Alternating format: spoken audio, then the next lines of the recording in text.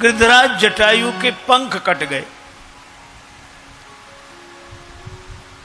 किसी ने जटायु जी से कहा, आपके साथ बहुत गलत हुआ, अब पंख ही कट गए, और जब पंख ही नहीं रहेंगे तो भगवान के पास पहुंचोगी कैसे? गति का साधन नहीं रहा। श्री जटायु जी कहते हैं कि पंख कट गए, अच्छा रहा। क्यों? का पंख होते तो जिम्मेवारी मेरी थी कि मैं उड़कर भगवान के पास जाऊं, और पंख नहीं रहे तो अब जिम्मेवारी भगवान की है कि वो चलकर मेरे पास आए। साधनहीन को भगवान जल्दी मिलते हैं। तेरी रहमत ने दिया जो गुनहगारों का साथ, तो चीख उठे बेगुनाह हम भी गुनहगारों में हैं। भगवान के आश्रित होकर कोई देख ले, आएंगे, जरूर आएंगे। भगवान हैं। एक कवि ने कहा कि खुली छतों के चिराग, खुली छतों के चिराग कब के बुझ गए होते, कोई तो है जो हवाओं के हाथ थामे है। भगवान पर भरोसा रखो, पक्का भरोसा रखो। अहिल्या जी का भरोसा है भगवान पर। अच्छा, फिर अहिल्या जी सोचती हम तो जनकपुर जाने वाले रास्ते पर पड़े हैं, भगवान हमारे लिए भले ही ना आए, पर श्री जानकी जी के नेह निमंत्रण को अस्वीकार कैसे करेंगे? जब श्री जानकी जी के कारण वे मिथिला जाएंगे तो रास्ते में मेरा भी उद्धार हो जाएगा, यह भावना है। अब भगवान ने इस शिला की ओर देखा। भगवान राम ने इस शिला को देखा। किस शिला को? जिसकी ओर कोई नहीं देखता था। खगमृग जीव जंतु तक जगह छोड़कर चले गए थे, पर श्री राम जी ने देखा और गुरुदेव से पूछा, गुरुदेव यह शिला कैसी पड़ी है? गुरुजी ने कहा, राघवेंद्र शिला की ओर तो कोई नहीं देखता, फिर आप क्यों देख रहे हो? श्री राम जी ने कहा, क्या करें गुरुजी, यही हमारा स्वभाव है, जिसकी ओर कोई नहीं देखता उसकी ओर मैं देखता हूं। जिसका कोई नहीं है जग में, उसका मीत कन्हैया।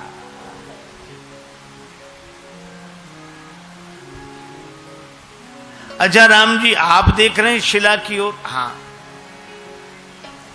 उद्धार करना चाहते हैं? नहीं नहीं गुरुदेव, उद्धार नहीं करना चाहते। फिर कर्ज चुकाना चाहता हूं।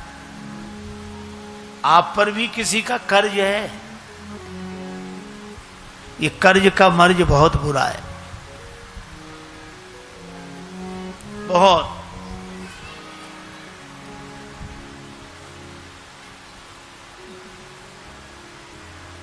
भगवान पर भी कर्ज है। कर्ज चुका रहे हैं। हां,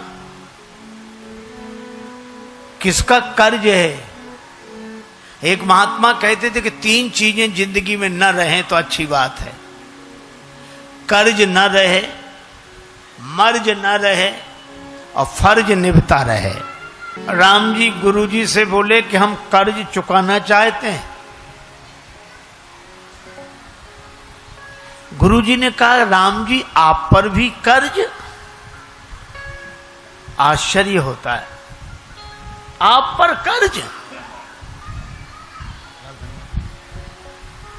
किनका कर्ज है आप पर? भगवान ने कहा कि जिनसे लेना देना चलता है उन्हीं का कर्ज है। तो क्या ज्ञानियों का कर्ज है? नहीं नहीं, ज्ञानियों का नहीं है। क्यों? उनसे लेना ही देना नहीं है। क्योंकि ज्ञानी संत कबीरदास जी कहते हैं, कछु लेना न देना मगन रहना, कछु लेना न देना मगन रहना, कछु लेना न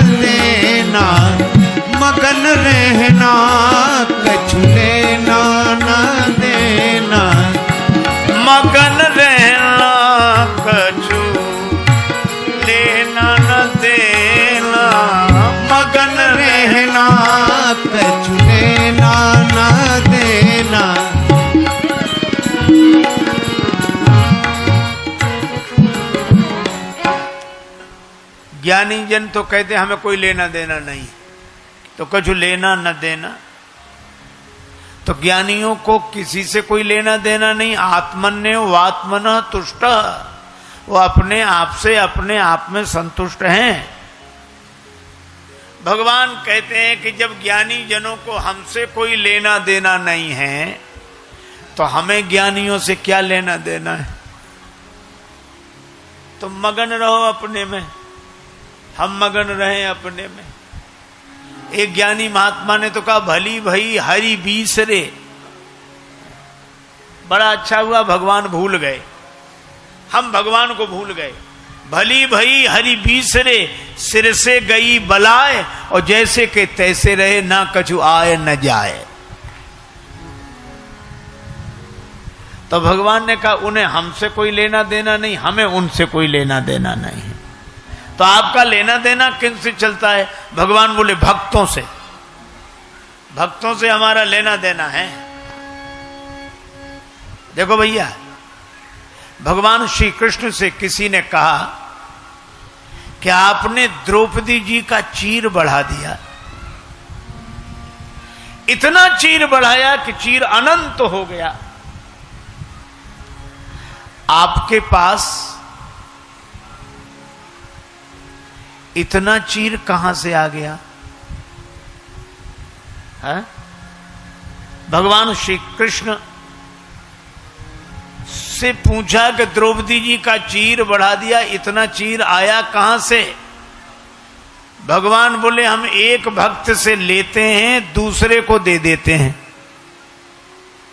हमने एक भक्त से लिया, दूसरे को दे दिया। किससे लिया?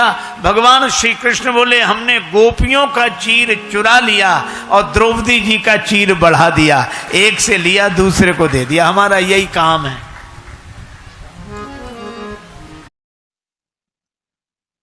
तो हमने ये कथाएं सुनी स्वामी राजेश्वरानंद जी महाराज द्वारा।